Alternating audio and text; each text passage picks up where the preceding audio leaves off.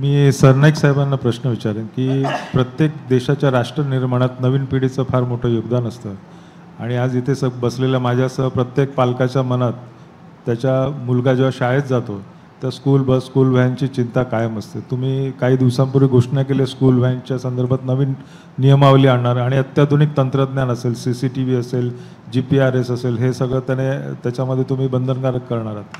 तर माझा एक प्रश्न आहे की ते करतानाच ह्या ज्या आधुनिक तंत्रज्ञानाचा फायदा पालक म्हणून मी माझ्या मुलाचा जी स्कूल व्हॅन आहे त्यातला CCTV ॲक्सेस करू शकतो का, लाईव्ह ट्रॅकिंग करू शकतो का, या संदर्भात आपण सांगा.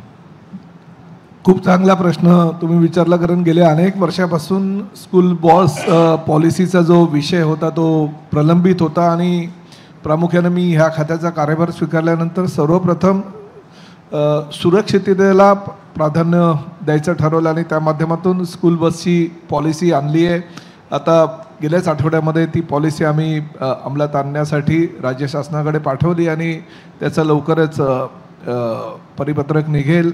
आणि गेल्या अनेक वर्षापासूनची एक मागणी होती जी स्कूल बस चालवणारी जी मंडळी आहे की कुठल्याही रिक्षामध्ये सुद्धा विद्यार्थ्यांना घेऊन जात होते, कोंबत होते, कुठल्याही गाडीमध्ये अक्षरशः म्हणजे टेम्पोमध्ये सुद्धा विद्यार्थ्यांना घेऊन जात होते शाळेमध्ये आणि पालकही नाईलाजानं त्यांना त्या ठिकाणी पाठवत होते. परंतु आम्ही अशी एक स्कूल बसची पॉलिसी निर्माण केली आहे. ती देशातली पहिली पॉलिसी आहे की 12+1 बसेसना आम्ही परमिशन दिली आहे आणि त्या अत्याधुनिक जी बस आहे त्यामध्ये GPS यंत्रणा आहे, त्याचबरोबर आमच्या ड्रायव्हरच्या समोर पॅनिक बटन आहे, विद्यार्थ्यांना चढण्यासाठी पायऱ्या त्या ठिकाणी दिलेल्या आहेत, CCTVची यंत्रणा आहे आणि कमांड कंट्रोल रूमसुद्धा आम्ही आमच्याकडे बसवतो आहे जेणेकरून काही अपघात किंवा काही जर चुकीच्या पद्धतीनं ने-आण करण्यात आली किंवा विद्यार्थ्यांना जर काही त्रास झाला, कधीतरी विद्यार्थ्यांना किडनॅप करण्याचं प्रमाणसुद्धा काही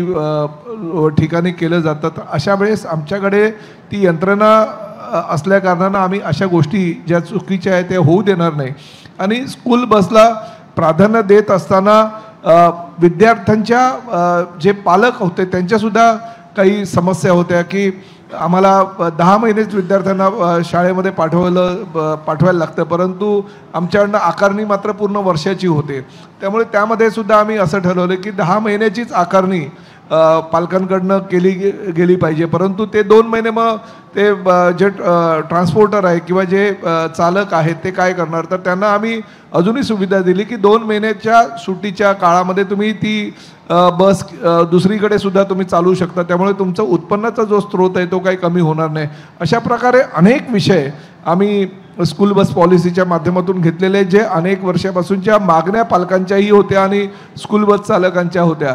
त्यामुळे भविष्यामध्ये काही शाळा ज्या आहेत त्या पालकांकडनं अवाच्या सव्या जी रक्कम वसूल करत होते किंवा काही स्कूल बस चालक काही अवाच्या सव्या रक्कम वसूल करत होते, ते आता त्याला कुठेतरी चाप मिळाल्याने विद्यार्थ्यांच्या सुरक्षेला प्राधान्य आम्ही दिलेलं आहे. त्यामुळे भविष्यामध्ये जे काही अपघात होत होते किंवा विद्यार्थ्यांची सुरक्षितता धोक्यात येत होती ती आता येणार नाही.